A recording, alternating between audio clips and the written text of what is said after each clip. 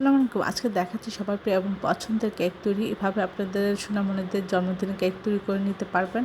আমরা এখানে ৩ টা ডিমের কুসুম আর সাদা অংশ আলাদা করে নিয়েছি। আর এখানে ১.৫ কাপ আমরা বেকিং পাউডার দিয়েছি আর ১ চিমটি লবণ আর এটা ইলেকট্রিক বিটার বা হ্যান্ড বিটার দিয়ে এটাভাবে খুব ভালো করে ফেটিয়ে নাড়াচাড়া করে এটা ফোমি করে নিতে হবে। তারপরে এর মধ্যে দিয়ে দিচ্ছি কুসুমটা এবং ১ কাপ চিনি আর ১ কাপ আটা একটু চেলে নিচ্ছি আর এর মধ্যে দিয়ে দেবো আলতোভাবে মিশাতে হবে।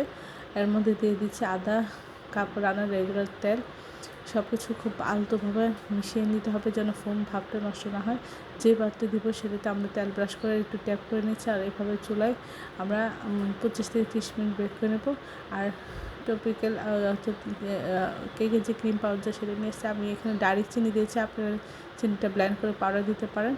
আর দেখুন কতটা সুন্দর হয়েছে, আপনারা এভাবে টুথপিক দিয়ে চেক করতে পারেন সব কিছু ঠিক আছে। এই জন্য আমি চেক করে নিই।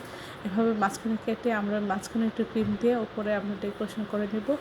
অর্থাৎ ক্রিমের মধ্যে চিনি পাউডারটা এবং গুঁড়া দুধ দিয়ে এভাবে ইলেকট্রিক বিটার দিয়ে বিট করলে এটা শক্ত হয়ে যাবে। তখন এভাবে আপনার ডেকোরেশন করে নেবেন পাইপিং ব্যাগে দিয়ে, নজল দিয়ে।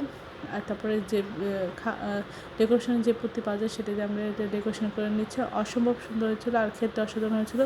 সবাই আমার চ্যানেলটি লাইক করুন, শেয়ার দেবেন, সাবস্ক্রাইব করুন, প্রিয়জনকে বেশি বেশি করে শেয়ার দেবেন। আমার চ্যানেলে সব রকম রান্নার রেসিপি রয়েছে, আশা করি